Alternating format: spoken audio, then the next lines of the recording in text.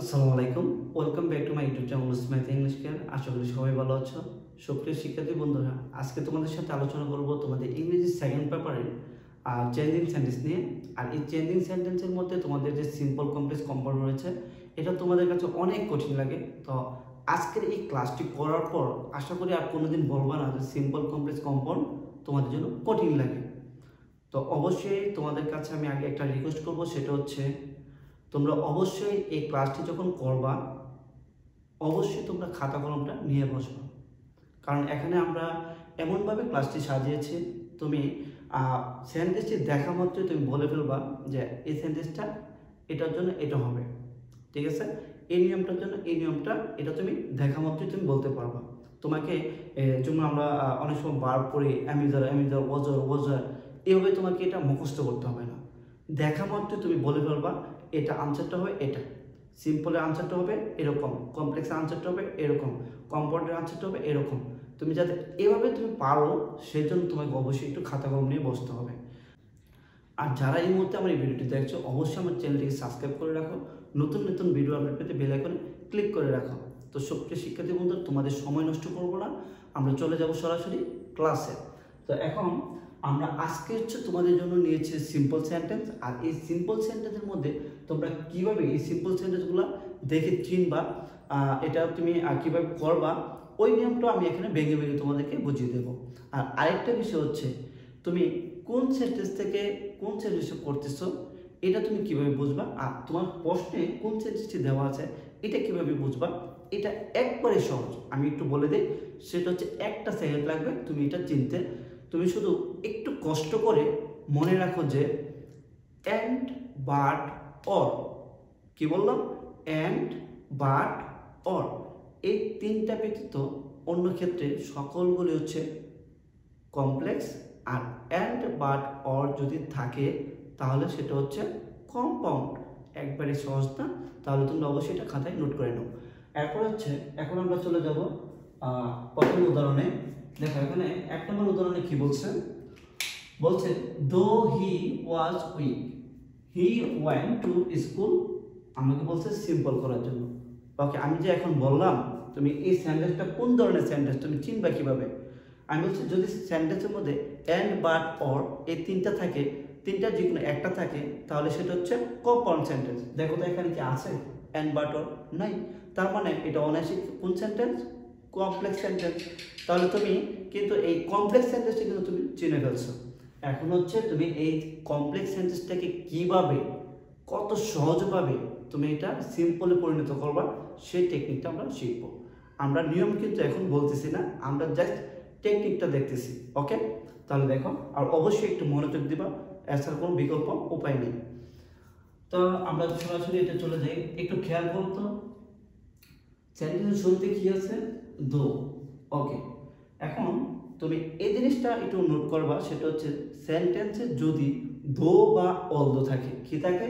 দো বা অলদো, তাহলে এখানে দো আছে, অথবা তোমার এখানে অলদো থাকতে পারতো, অলদো থাকতে পারতো। ওকে, তাহলে এখানে দো আছে, যদি দো থাকে তাহলে তার পরিবর্তে তুমি নিবা ইনস্পাইট অফ। কি নিবা? In spite of. তাহলে আমরা এখানে এটা লিখে দিই, INESPITE, ইনস্পাইট অফ। ওকে, এরপর দেখো তো এই সেন্টেন্সের সাবজেক্টটা কে? অবশ্যই বলবা হি। আচ্ছা, হি এর যে একটা পসেসিভ ফর্ম আছে সেটা তো জানো। ওকে, আমি বলে দিই, হি এর হচ্ছে অবজেক্ট ফর্ম হচ্ছে হিম, আর পসেসিভ ফর্ম হচ্ছে হিজ। তার মানে তুমি কিন্তু এটা জানো যে হিজ। তাহলে এখানে এই হি এর পসেসিভ ফর্ম হচ্ছে হিজ, তাহলে এখন আমরা হিজ বসাবো। ওকে, এরপরে দেখো সেন্টেন্সে দেখো কি আছে, একটা ভার্ব আছে, বি ভার্ব, সেটা হচ্ছে ওয়াজ। আচ্ছা, এই ধরনের সেন্টেন্সে যদি তুমি দেখো বি ভার্ব থাকে, কি থাকে? বি ভার্ব থাকে, তাহলে অবশ্যই এই বি ভার্বের পরিবর্তে তুমি কি লিখবা? একটা বিং লিখবা। বিং, বিং কিভাবে লিখতে হয়? BEING, being. এরপরে বাকি অংশ যা আছে তুমি সম্পূর্ণটা বসাই দাও, তোমার সিম্পল সেন্টেন্স হয়ে গেল। তাহলে দেখো এখানে কি আছে? উইক, আমরা দেব উইক। ওকে, এরপরে আছে হি ওয়েন্ট টু স্কুল, আমরা বসাবো হি ওয়েন্ট টু স্কুল। শেষ, আমার হয়ে গেল সিম্পল সেন্টেন্স। কত সহজ না বিষয়টা। তার মানে তোমাকে কি কাজ করতে হবে একটু নোট করে নাও, সেটা হচ্ছে দো থাকবে, তার পরিবর্তে আমরা বসাবো ইনস্পাইট অফ, তারপর হচ্ছে এখানে যে প্রনাউনটা থাকবে তার একটা পসেসিভ ফর্ম নেব। এখানে পসেসিভ ফর্ম নিলাম আমরা হিজ। এরপর হচ্ছে আমাদের be verb, am is are was verb যদি থাকে সেই ক্ষেত্রে নেব আমরা বিন। আর যদি হ্যাভ হ্যাজ থাকতো তাহলে নিতাম আমরা হ্যাভিং। তাহলে এখানে এরপর হচ্ছে যে বাকি অংশ থাকবে সম্পূর্ণটি বসে দিল। তাহলে এখানে উইক আছে, উইক দিলাম, এরপর comma he went to school, he went to school.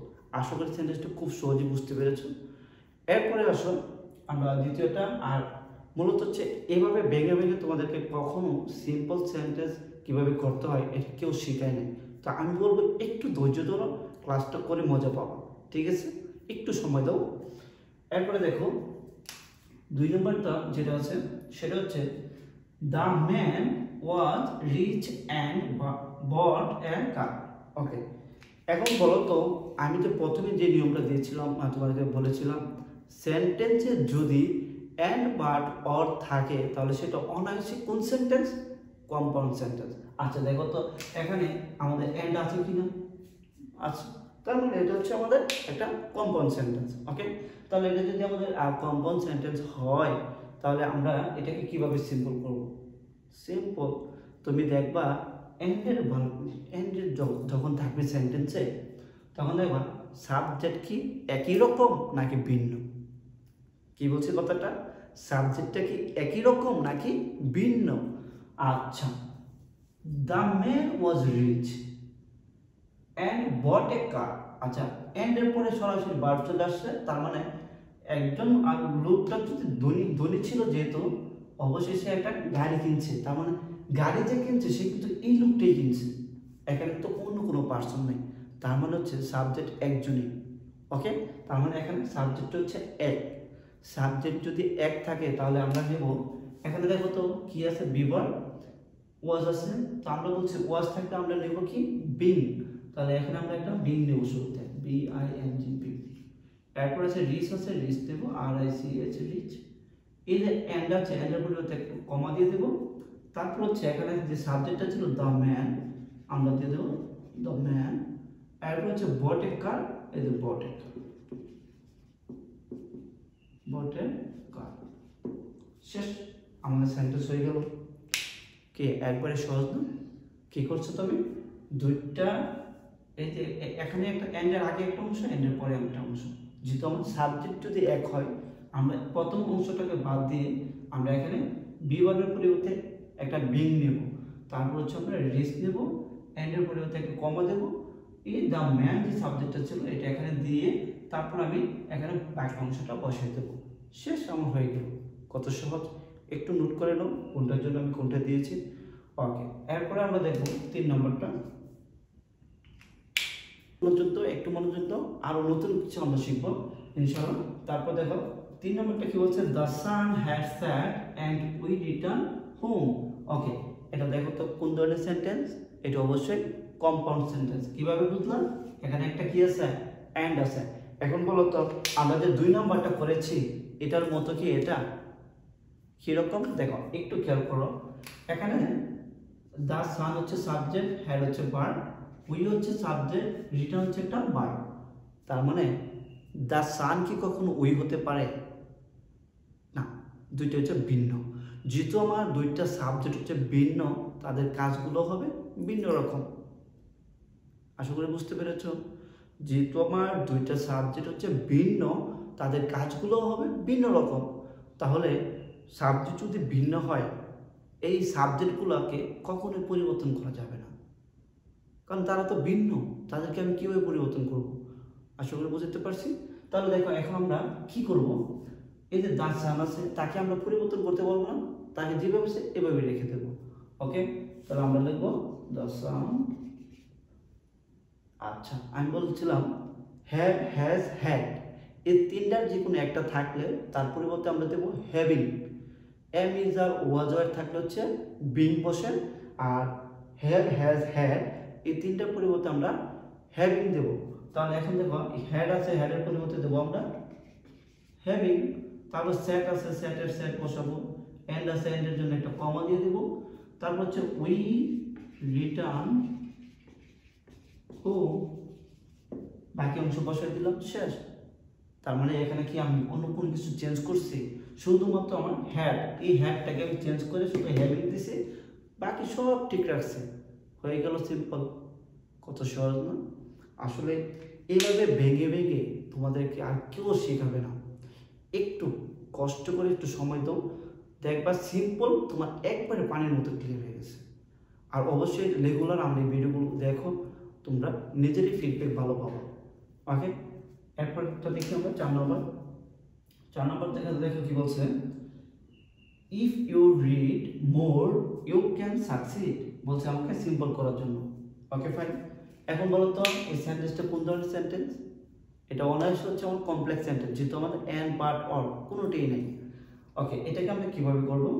এটার জন্য হচ্ছে আগে তোমাকে একটা জিনিস বুঝতে হবে, ইফ দ্বারা যখন কোনো সেন্টেন্স শুরু হবে সেটার ক্ষেত্রে দেখবা সেন্টেন্সটা কি অ্যাফার্মেটিভ নাকি নেগেটিভ। কি বললাম একটু মনে রাখবা, ইফ দ্বারা যদি সেন্টেন্সটি শুরু হয় সেটা যদি সিম্পল বলে করার জন্য সেটা দেখবা এটা কি অ্যাফার্মেটিভ নাকি নেগেটিভ। তো অ্যাফার্মেটিভ কোনগুলো?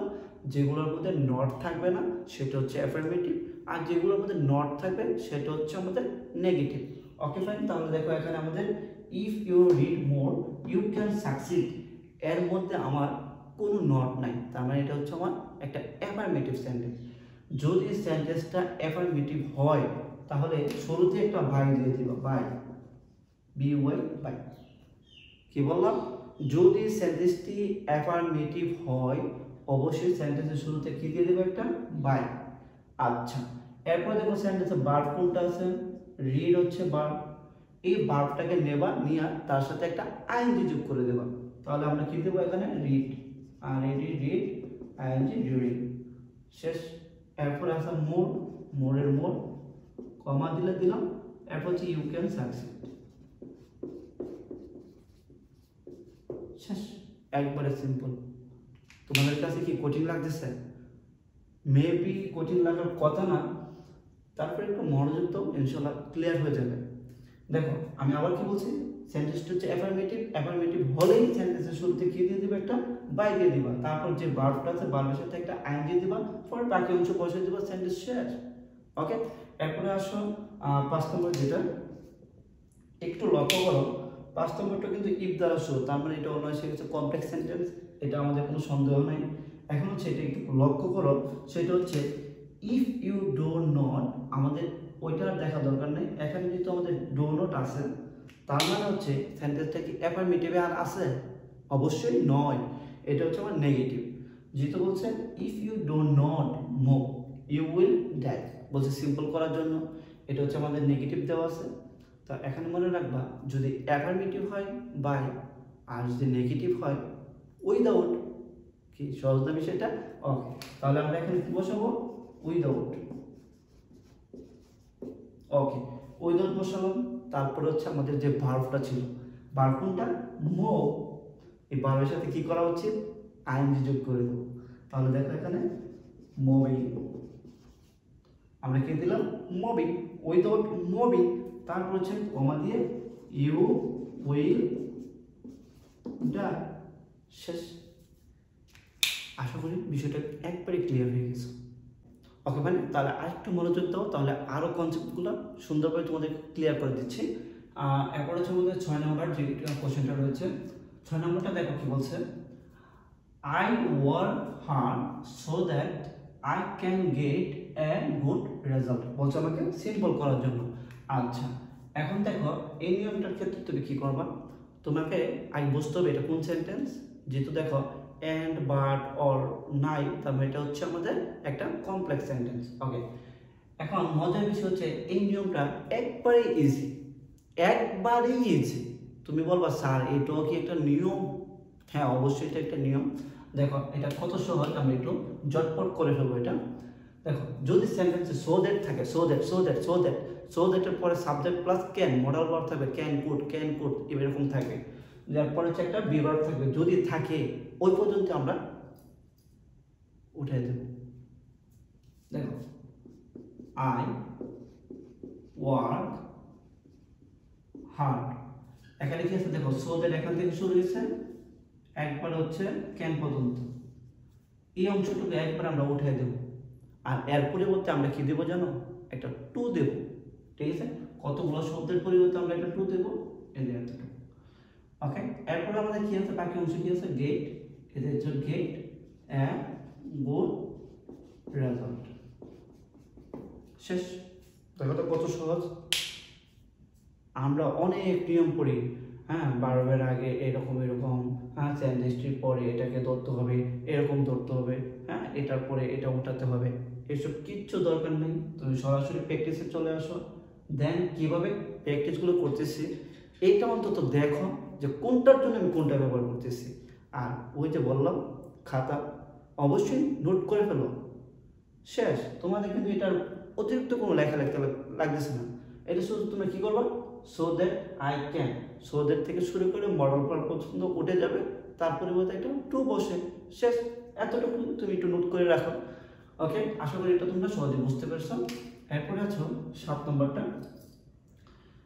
The man who takes bite is next to David. বলছে আমাকে সিম্পল করার জন্য। দেখো এই সেন্টেন্সটার মতো কি নাই, অ্যান্ড বাট অর এগুলো কিচ্ছু নাই, তার মানে এটা হচ্ছে একটা কমপ্লেক্স সেন্টেন্স। ওকে, তাহলে দেখো এটাকে আমরা কিভাবে করব, এটাও একবারে সহজ। দেখো আমরা কত নিয়ম পড়ি, নিয়ম পড়ার পরও এই সিম্পল সেন্টেন্স আমরা ধরতে পারি না। স্যার গো একটু কষ্ট করো, আমার নিয়মগুলো একটু নোট করে রাখো, অবশ্যই ভালো কিছু করবা। সিম্পল সেন্টেন্স আমি তোমাদেরকে বলে দিচ্ছি, যাও তোমরা বোর্ড কোশ্চেনে যাই আর সবগুলো সিম্পল সেন্টেন্স তোমরা প্র্যাকটিস করো, দেখবা সবগুলো এই নিয়মে এবং সবগুলো তোমরা অনায়াসে পারতেছ। তখন মনের মধ্যে যে কত একটা ফুর্তি লাগবে, তোমাদের আনন্দ লাগবে, এটা তোমরা নিজেরই ভাষা প্রকাশ করতে পারবো না। অবশ্যই আমি বলবো মনোযোগ সহকারে ক্লাসটি শেষ করো, দেন হচ্ছে এগুলো তোমরা প্র্যাকটিস করবো হচ্ছে বোর্ড কোশ্চেন থেকে সিম্পল সেন্টেন্সগুলো ধরে ধরে প্র্যাকটিস করবা। অবশ্যই ফলাফলটা তখন নিজেই তুমি দেখতে পাবা। তো একটু দেখো এটা কিভাবে করব। এই ধরনের সেন্টেন্সগুলো তোমাদের পরীক্ষায় আসে বেশি, তো এগুলো একটু প্র্যাকটিস করবো বেশি। ওকে, দেখো এটার জন্য এটা যে কত সহজ আমরা দেখো কিভাবে ধরি। দ্য ম্যান, এই যে দ্য ম্যান আছে, দ্য ম্যান তুমি কি করবা, বসায় দেবা। যদি দেখো সেন্টেন্সে কি আছে, হো, সেন্টেন্সের মধ্যে কি আছে, হো আছে, তাহলে এই হোটাকে তুমি কি করবা, উঠে দিবা। ওকে, এরপরে দেখো হোর পরে একটা ভার্ব আছে টেক্স। আচ্ছা, টেক্স আমরা জানি বি1 এর সাথে যখন আইএনজি যোগ করি তখন বিষয়টা কি হয়ে যায়, টেক থেকে টেকিং। কথা বুঝাইতে পারছি তোমাদের, টেক থেকে টেকিং। তাহলে ভার্বটা এখানে নিয়ে তার সাথে আইএনজি করে দেব, টেকিং। ওকে, তারপরে আমাদের এই ভার্ব যখন নেওয়া হয়ে গেছে, এরপরে যে বাকি অংশটুকু আছে এটা তুমি বসায় দাও। শেষ। ওকে, তাহলে আমরা এটা বসাই দিই, BRIB is NEST next to DB। আশা করি তোমরা বুঝতে পারছো বিষয়টা। এখানে কি কাজ করলাম, হো ছিল, হোটাকে আমরা উঠাই দিছি, হোর পরে যে ভার্বটা আছে এই ভার্বটাকে আমরা টেকিং করে দিলাম। শেষ। ভার্বের সাথে আইএনজি যুক্ত করে দিলাম।